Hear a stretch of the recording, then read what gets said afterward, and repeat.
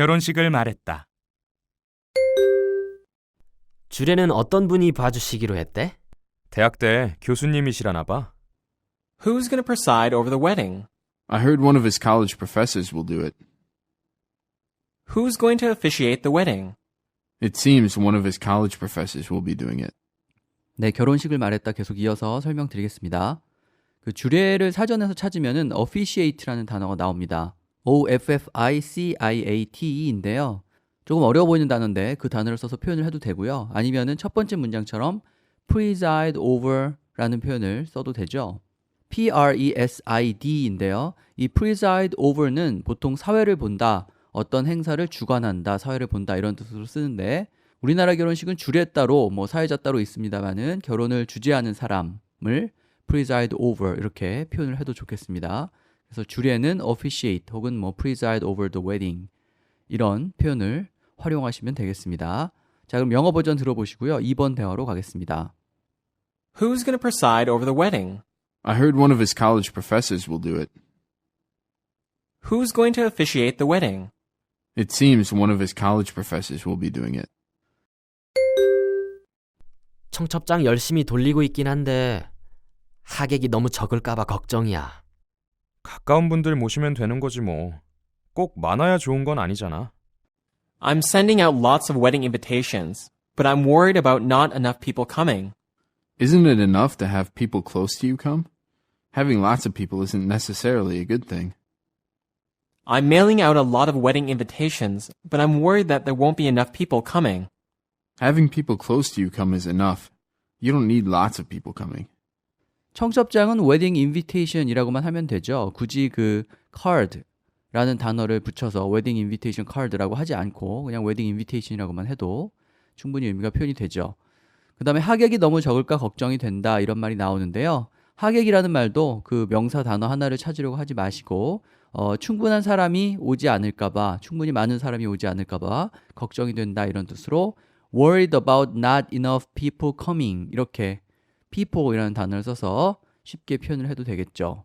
그 다음에 가까운 분들 모신다 그 말이 나오는데 그때도 역시 people이라고 했는데요. have people close to you come 이렇게 표현했죠. 그러니까 people close to you가 가까운 분들이라는 뜻일 테고 have those people come 이렇게 문법적으로 따지면은 오형식으로 표현을 한 거죠. 그래서 have 다음에 사람 다음에 동사 원형 이렇게 하면 그 사람들이 어떤 일을 하는 것을 내가 겪는다 이런 의미가 되는 거죠. 그래서 여기서는 have people close to you come이니까 가까운 사람들이 오는 일을 내가 겪는다. 그러니까 가까운 사람들을 모신다. 이런 정도 의미라고 이해를 하시면 되겠습니다. 자, 대화 들어보시고요. 3번으로 가겠습니다. I'm sending out lots of wedding invitations, but I'm worried about not enough people coming. Isn't it enough to have people close to you come? Having lots of people isn't necessarily a good thing. I'm mailing out a lot of wedding invitations, but I'm worried that there won't be enough people coming. Having people close to you come is enough. You don't need lots of people coming. 인생에 한 번 있는 결혼식인데 이왕이면 화려하게 하는 게 당연해. 한 번이 될지 두 번이 될지 어떻게 알아? In your life, you're only going to get married once, so make sure you have a nice wedding. Well, to tell you the truth, it's anybody's guess if you'll get married again. You're only going to get married once in your life, so make it count. Well, how do you know if you're going to be married only once and not twice or 3 times? 결혼을 화려하게 한다 이런 말이 있는데요. 화려한이라고 할 때 fancy 이런 단어를 생각을 해도 되지만은 여기서는 그냥 잘한다라는 뜻으로 nice wedding 정도로 충분히 표현을 할 수가 있죠. 이 nice라는 단어도 굉장히 쉬운 단어인데 어떤 사람이 자상하고 친절하다라고 할 때 nice라고 말할 수도 있고 뭔가 좋은 것을 묘사하기 위해서 그 앞에 붙여서 잘 활용할 수 있죠. nice wedding이라고 얘기하면 되겠고요. 그 다음에 alternative에 보면은 화려한 결혼식을 조금 다르게 표현을 하고 있는데 make it count 이런 말이 있죠. count는 숫자를 센다는 뜻의 count인데 count가 중요하다라는 뜻도 지니죠. 그래서 전에 마음이 중요한 거죠. 이렇게 얘기하려면 it's the thought that counts 이렇게 얘기한다고 말씀드렸었죠. 그와 비슷하게 make it count라고 하면은 그것이 count, 중요한 것이 되도록 하라 이런 말이 되죠. 그러니까 의미 있는 결혼식이 되도록 잘 해라 그런 뜻으로 하는 말입니다. 그러니까 어떤 것에 신경을 써라, 잘 해라 이렇게 말할 때 make it count 그렇게 표현을 할 수가 있죠.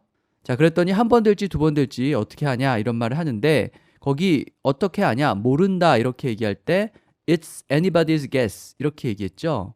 anybody가 뭐 아무나 어떤 사람이든 이런 뜻이기 때문에 anybody's guess라고 하면은 아무나 추측할 수 있다는 말인 것 같지만 모두가 추측만 할 뿐이고 잘 모른다 이런 뜻입니다. 그래서 아무도 모른다라고 할 때 It's nobody's guess라고 하지 않고요. It's anybody's guess 이렇게 표현을 하는 거죠. 그래서 모두가 추측만 하고 정확히 알 수 없다 이런 뜻이 되겠습니다. 헷갈리지 않도록 주의하셔야겠죠. 자, 그럼 영어 버전 들어보시고요. 4번으로 가겠습니다. In your life, you're only going to get married once. So make sure you have a nice wedding. Well, to tell you the truth, it's anybody's guess if you'll get married again. You're only going to get married once in your life. So make it count. Well, how do you know if you're going to be married only once and not twice or 3 times? 축의금은 얼마를 내야 할까? 얼마나 친한 사람이냐에 따라 다르지. How much should I give as a wedding present? That all depends on how close you are with the groom. How much do you think is appropriate? Well, it depends on how good of a friend he is.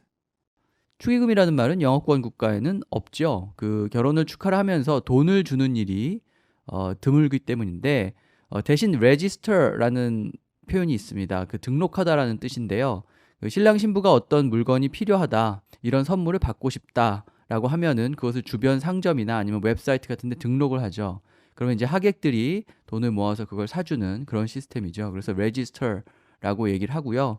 실제로 돈을 주는 경우는 별로 없다고 하죠. 그래서 여기 예문에도 보시면은 How much should I give as a wedding present? 그러니까 wedding present, 결혼을 축하하는 선물로 How much should I give? 얼마를 주어야 할까? 그냥 이렇게 얘기한 거죠. 그래서 축의금이라는 한 단어는 없으니까 얼마를 주어야 할까? 어떤 선물을 주어야 할까? 정도로 이렇게 돌려서 표현을 하시면 되겠습니다. 그랬더니 얼마나 친하냐에 달려있지 이런 얘기를 했는데요. 친하다라는 말은 앞에서도 나왔습니다. close라는 단어를 적절히 활용을 하면 되기 때문에 How close you are with the groom. 그러니까 그 신랑하고 얼마나 친하냐에 달려있다 이렇게 표현을 할 수가 있겠죠. 그러니까 우리말을 그대로 영어로 옮겨서 말씀하시면 되겠습니다. 자, 그럼 4번 예문 영어 버전 들어보시고요.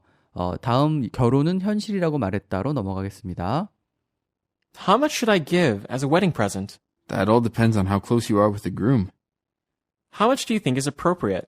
Well, it depends on how good of a friend he is. 결혼은 현실이라고 말했다.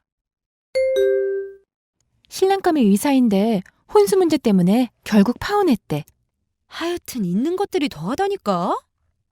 The husband is a doctor, and they eventually broke up over an issue of home furnishings.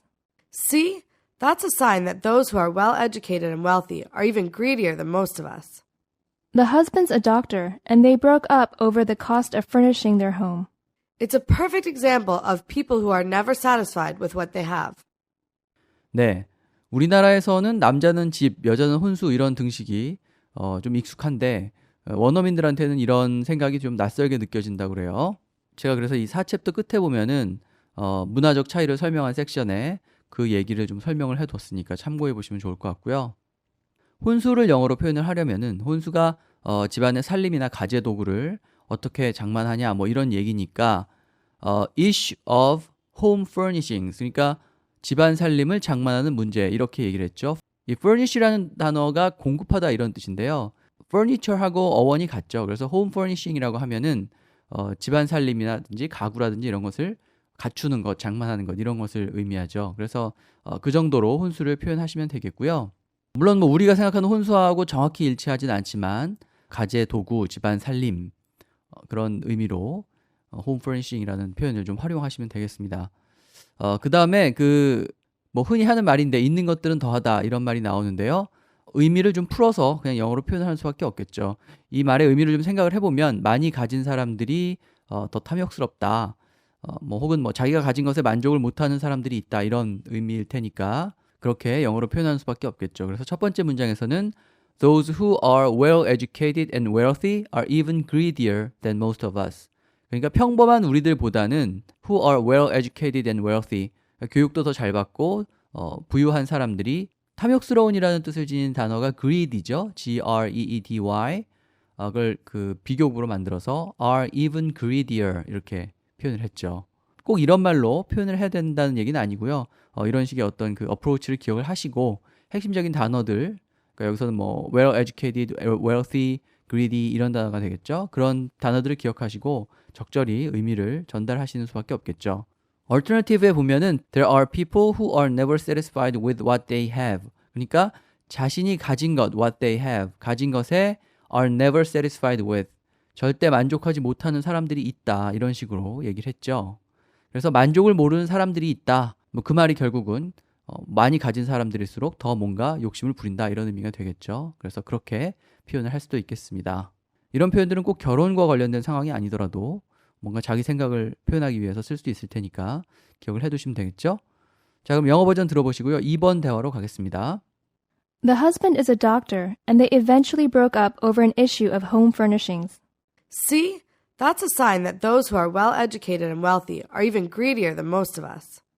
The husband's a doctor, and they broke up over the cost of furnishing their home. It's a perfect example of people who are never satisfied with what they have. 시댁 스트레스가 장난이 아닌가 봐. 오죽하면 시금치도 싫다는 말이 있겠어. The stress from your in-laws is no laughing matter. That's why people say that you hate everything about your in-laws. The stress you get from your in-laws is no joke. Everybody hates their in-laws. 네, 여기 나오는 대화도 우리가 흔히 하는 말인데 영어로 전달을 할 때는 의미를 전달할 때는 풀어서 표현을 해야겠죠. 흔히 뭐 시월드라는 말을 많이 쓰는데요. 시댁 식구들은 in-laws라고 하죠. 이렇게 in-law에다가 s를 붙여서 복수형으로 쓰면 됩니다. 시어머니는 mother-in-law, 뭐 시누이는 sister-in-law 이렇게 in-law를 붙여서 각각 시댁 식구들을 표현을 하기 때문에 시댁 식구들을 다 말을 한다면은 in-law가 들어가는 사람들의 집합이겠죠. 그러니까 in-laws 이렇게 얘기를 하시면 되겠습니다. 그 다음에 장난이 아니다라는 말이 나오는데요. 영어로 표현을 할 때도 우리말하고 비슷하게 no laughing matter, 웃을 일이 아니다 혹은 no joke 이렇게 얘기를 했죠. 농담이 아니다 이런 뜻인데 우리말하고 영어하고 거의 1대1로 대응하는 그런 표현이 되겠습니다. 그래서 기억하기가 쉬우니까 no laughing matter, no joke 라는 표현을 활용해 보시기 바랍니다. 자, 그럼 영어 버전 들어보시고요. 3번 대화로 가겠습니다. The stress from your in-laws is no laughing matter. That's why people say that you hate everything about your in-laws. The stress you get from your in-laws is no joke. Everybody hates their in-laws. 시어머니가 우리 엄마를 은근 무시하는데 기분 나쁘다니까. 아들 가진 위세가 대단하군. My mother-in-law is a little cold around my mom, and it makes me uncomfortable. Your mother-in-law just acts like she's above your mom, since her son's the husband. My mother-in-law isn't the most friendliest person around my mom. She just acts like she's above your mom, since it's her son. 은근히 무시한다라는 말을 두 가지로 표현을 했는데요. 사람의 태도가 냉랭할 때 cold라는 단어로 표현을 할 수가 있죠. 그래서 시어머니가 우리 어머니하고 있으면 냉랭하다 이런 뜻으로 My mother-in-law is a little cold around my mom 이렇게 얘기를 했죠. 그래서 around my mom 그러니까 우리 어머니와 함께 있으면 우리 어머니 주변에 있으면 이런 뜻이고요. cold는 냉랭한 이런 뜻이 되겠습니다. 그 또 한 가지 버전에서는 매우 프렌들리한 사람은 아니다. 친절하게 대하지 않는다 이런 뜻으로 not the most friendliest person around my mom 이렇게 얘기했죠. 그러니까 우리 어머니랑 함께 있으면 세상에서 가장 프렌들리한 사람은 아니다. 이렇게 약간 친절하지 않다는 의미를 돌려서 표현을 하고 있습니다. 그 다음에 아들 가진 위세라는 말이 나오는데 신랑 어머니가 신부 어머니보다 좀 더 우월하다라는 그런 느낌을 주는 거니까 above your mom 이렇게 above라는 단어를 잘 활용을 해서 표현을 하고 있죠. 그 여기 나오는 cold around somebody 혹은 A is above B 물론 사람을 얘기하는 건데요. 이런 표현들은 꼭 결혼과 관련되지 않더라도 어떤 사람의 태도를 냉랭한 태도라든지 좀 우월의식에 빠져있는 사람을 표현하는 그런 말로 잘 활용할 수 있으니까요. 기억을 해두시고 활용을 해보시면 좋겠습니다. 자, 영어 버전 다시 들어보시고요. 4번 대화로 가겠습니다. My mother-in-law is a little cold around my mom, and it makes me uncomfortable. Your mother-in-law just acts like she's above your mom, since her son's the husband. My mother-in-law isn't the most friendliest person around my mom. She just acts like she's above your mom, since it's her son. 아, 집안꼴이 이게 뭐야. 설거지라도 좀 해놓지. 나도 회사 갔다 와서 피곤해. What's with the house being in a mess? You should have done some housework. Give me a break. I just came home from work, so I'm just as tired as you. Oh my god, our home is a pigsty. Couldn't you have cleaned up a little? Well, I was tired coming back from work. 집이 지저분할 때 쓰는 대표적인 표현 두 개가 나왔죠. 하나는 mess고요. mess. 또 다른 하나는 pigsty입니다. pigsty인데요. pigsty는 돼지우리를 뜻하죠. 그래서 우리도 방이 지저분하면은 돼지우리라고 이렇게 얘기를 하는데 영어도 마찬가지입니다. 이 mess의 형용사형은 messy죠. y를 붙인 messsy인데요. 집이 지저분할 때 messy 혹은 pigsty 이런 단어로 표현을 하시면 되겠습니다. 그 다음에 설거지라는 말이 나오는데 설거지 하다는 do the dishes죠. 근데 영어 버전 보시면은 그런 말이 안 나오는데 이런 상황에서 영어로 자연스럽게 말을 할 때는 집안일을 좀 해놓지 그랬냐 이렇게 말하는 게 보통이기 때문에 You should have done some housework. housework 집안일이죠. 그렇게 얘기하거나 Couldn't you have cleaned up a little? 좀 청소 좀 하지 그랬냐 이렇게 표현하는 게 더 자연스럽겠죠. 그래서 설거지라는 말을 쓰지 않고 집안일 좀 하지 혹은 좀 치워놓지 이렇게 표현을 했습니다. 이 표현들 잘 기억을 하시면 되겠죠. 자, 그럼 영어 버전 들어보시고요. 5번 대화로 가겠습니다. What's with the house being in a mess? You should have done some housework. Give me a break. I just came home from work, so I'm just as tired as you. Oh my god, our home is a pigsty. Couldn't you have cleaned up a little? Well, I was tired coming back from work. 또 싸웠냐? 부부싸움은 칼로 물베기라는 말도 몰라? 그래도 싸울 땐 싸워야지. Did you fight with her again? You know it's pointless to fight with your wife. Nobody wins. You might be right, but you've got to fight sometimes. Did you fight again? Every married couple fights over nothing. But there are times when you have to challenge each other. 네, 부부싸움 칼로 물베기라는 말이 나오는데요. 부부싸움은 별로 의미가 없는 짓이다 라는 말은 서양인들도 하겠지만 진짜 물을 벤다라고 말하지는 않을 테니까 영어로 그 의미만 표현을 하시면 되겠죠. 그래서 여기 나온 것처럼 It's pointless to fight with your wife. 그러니까 부인하고 싸우는 것은 pointless, 의미가 없는 짓이다 이런 뜻이죠. 이기는 사람도 지는 사람도 없으니까 의미가 없는 짓이다 이런 의미로 Nobody wins 이렇게 얘기를 했습니다. 자, 이 pointless라는 단어가 의미가 없다, 중요하지 않다 이런 의미고요. 의미를 좀 더 명확하게 하기 위해서 nobody wins라는 말을 붙인 거죠. 그래서 it's pointless to fight with your wife. nobody wins 이렇게 얘기하면 쓸데없이 부부싸움 하지 말라 이런 의미가 되겠죠. 그 다음에 alternative에서는 아무 일도 아닌 것을 가지고 싸운다 이런 의미로 every married couple fights over nothing 이렇게 얘기했죠. 무엇을 두고 싸운다. 싸우는 이유를 설명할 때 over라는 전치사를 쓸 수 있죠. 그래서 over nothing 이렇게 얘기하면 아무것도 아닌 것을 두고 이런 의미죠. 자, 그래서 앞서 나온 it's pointless to fight with your wife. nobody wins 하고 그 다음에 fight over nothing 이런 표현을 잘 활용해서 부부싸움은 부질없는 짓이다 라는 의미를 잘 전달하시면 되겠습니다. 자, 영어 버전 들어보시고요. 6번 대화로 가겠습니다. Did you fight with her again? You know it's pointless to fight with your wife. Nobody wins. You might be right, but you've got to fight sometimes. Did you fight again? Every married couple fights over nothing. But there are times when you have to challenge each other. 어떨 때 보면 의처증 걸린 사람 같아. 사랑이 넘치나 보지. Sometimes he seems to have a case of delusional jealousy. It's probably because he loves you so much. He's just compulsively jealous. It's probably because he cares for you so much. 네, 의처증은 앞에서 제가 잠깐 설명드렸는데요. delusional jealousy 이렇게 얘기합니다. jealousy는 질투를 얘기하고요. 망상을 뜻하는 그 영어 단어 delusion이 있죠. 그 형용사형 delusional을 써가지고 delusional jealousy라고 하면은 망상적 질투가 되겠는데 의처증이나 의부증을 말하죠. 그러니까 기본적으로 그 jealousy라고 생각을 하시면 되는 거고요. 그 다음에 강박적으로 혹은 집착적으로 질투를 한다 이런 뜻으로 강박을 표현하는 영어 단어 compulsive를 써가지고 compulsively jealous 이렇게 얘기해도 배우자를 지나치게 의심한다, 질투한다 이런 뜻이 되겠죠. 그 compulsive 말고요. 집착을 표현하는 단어로 obsessive, 뭐 이 단어도 있죠. obsessive겠는데요. 그래서 OCD라는 표현이 있습니다. Obsessive Compulsive Disorder. 예, 그 앞자를 따서 만든 말인데요. 그 강박증을 영어로 표현하는 그런 말이죠. 그래서 OCD라는 단어가 가끔 등장하기도 하니까 그 단어도 기억을 해두시면 좋겠습니다. 자, 영어 버전 들어보시고요. 7번으로 가겠습니다. Sometimes he seems to have a case of delusional jealousy. It's probably because he loves you so much. He's just compulsively jealous. It's probably because he cares for you so much.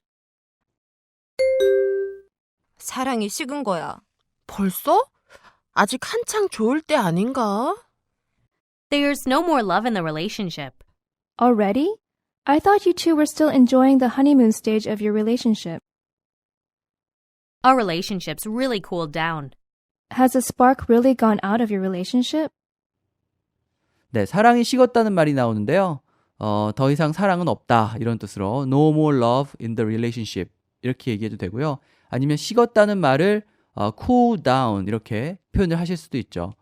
근데 cool down 했다고 얘기할 때 주어는 사랑이 식었다라는 뜻으로 love has cooled down 이렇게 얘기해도 되고요. 아니면 우리의 관계가 식었다 이런 뜻으로 our relationship has cooled down 이렇게 얘기해도 좋겠죠. 그 다음에 한창 좋을 때라는 말이 나오는데요. 뭐 계속 이어지는 얘기죠. honeymoon phase 이렇게 얘기했죠. honeymoon이 신혼여행인데 아직도 신혼여행 기간인 것 같다 이런 의미로 그 단계나 기간을 뜻하는 phase를 넣어서 honeymoon phase라고 얘기를 했고요. 그 다음에 사랑의 불꽃이라는 뜻에서 spark라는 표현도 쓰고 있는데요. 우리 관계에서 우리 사이에서 사랑의 불꽃이 사라져버렸다 이런 뜻으로 spark has gone out of our relationship 이렇게 표현을 할 수도 있겠죠. Our love has cooled down 이라는 말도 나왔고요. 그 다음에 spark has gone out of our relationship 이런 표현도 있는데 계속 비슷한 얘기가 이어지기 때문에 더 관련된 표현이 나올 때마다 설명을 드리겠습니다. 자, 그러면 영어 버전 들어보시고요. 8번 대어로 가겠습니다. There's no more love in the relationship. Already? I thought you two were still enjoying the honeymoon stage of your relationship. Our relationship's really cooled down. Has the spark really gone out of your relationship? 이제 권태기가 올 때 되지 않았나? 무슨 소리야? 우린 아직 신혼 기분인데? Aren't you feeling the 3-year itch in the relationship yet? What are you talking about? We still feel like we're newlyweds. So isn't the honeymoon over yet? Are you out of your mind? We're still madly in love. 네, 7번 대화하고 이어지는 내용이죠. 그 권태기를 표현할 때 좀 새로운 말이 있죠. 3-year itch 이렇게 얘기했는데요. ITCH, itch는 가려움증을 얘기하는데요. 그 3년 정도 지나면 이제 서로 익숙해져서 다른 사람을 좀 만났으면 좋겠다라는 가려움증이 생긴다라는 뜻으로 3-year itch 이런 말을 쓰죠. 원래 그 7-year itch라는 영화 타이틀로 유명하죠. 메릴린 monroe가 나오는 7년 만의 외출이라는 영화인데요. 우리나라에서는 7년 만의 외출이라고 번역을 했는데 그 타이틀에 충실하게 번역을 한다면은 뭐 7년 만의 외도라든지 7년 만의 권태기 이렇게 얘기를 했어야겠죠. 그래서 그 7year를 3year 정도로 바꿔가지고 3년 정도 지나서 오는 권태기를 표현할 수가 있겠습니다. 아니면은 뭐 honeymoon is over 이런 말도 나오는데 물론 이 말은 신혼여행 끝났다. 실제로 신혼여행이 끝난 것뿐만 아니라 좋은 시절 다 갔다라는 그런 관용 표현으로 활용하기도 합니다만은 어쨌든 여기서 좋은 시절들은 이제 다 갔다 이런 의미로 honeymoon is over 이렇게 활용을 할 수도 있겠습니다. 그랬더니 아직 신혼 기분이다 라고 얘기했는데요. 신혼부부 같은 느낌이다 라는 뜻으로 feel like we're newlyweds 이렇게 얘기했죠. newlywed 이 말이 새로 결혼한 사람이라는 뜻이니까 신혼부부를 뜻할 텐데 아직도 우리는 신혼부부 같다 이런 의미로 이렇게 얘기할 수도 있겠고요. 아니면 아직도 열렬히 사랑하는 중이야 라는 뜻으로 we're still madly in love 이렇게 얘기해도 되겠죠. 자, 여기 여러 가지 표현이 나왔는데 모두 남녀관계를 말할 때 잘 쓸 수 있는 그런 말들이니까요. 응용해서 활용을 해보시기 바랍니다. 자, 그러면은 8번 대화 영어 버전 다시 들어보시고 9번으로 가겠습니다. Aren't you feeling the 3-year itch in the relationship yet? What are you talking about? We still feel like we're newlyweds. So isn't the honeymoon over yet? Are you out of your mind? We're still madly in love. 경제적으로 그렇게 무능할지 몰랐어. 자꾸 나한테 기대려고만 해. 그러게 결혼 전에 잘 따져봤어야지. I didn't know he would be so financially incapable like that. He's so dependent on me. That's why you should have taken a closer look at what kind of person he was before you got married. I didn't know he would have trouble bringing home the bacon. I'm always the breadwinner. You should have thought about that before marriage. 자, 경제적으로 무능하다라는 말이 나오는데 무능한이라고 할 때는 형용사 incapable를 생각하시면 되겠습니다. capable, C-A-P-A-B-L-E 이 단어가 능력이 있다는 뜻인데 그 앞에다가 in을 붙이면 반대말이 되겠죠. 그래서 incapable이라고 하면은 능력이 없다, 무능하다라는 뜻인데요. 경제적으로 무능하다라고 할 때 economically라고 해도 되겠지만 보통 돈과 관련될 때는 financially라는 단어를 넣죠. 그래서 financially incapable이라고 하면은 경제적으로 무능하다 이런 뜻이 되겠죠. 뭐 어떤 일을 했는데 그게 나한테 여러 가지로 보상을 주었다.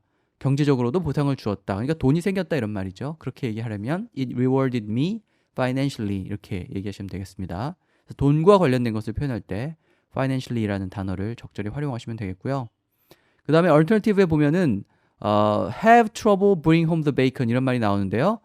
bring home the bacon, 그러니까 베이컨을 집에 가져오는데 have trouble, 문제가 있다 이런 뜻이죠.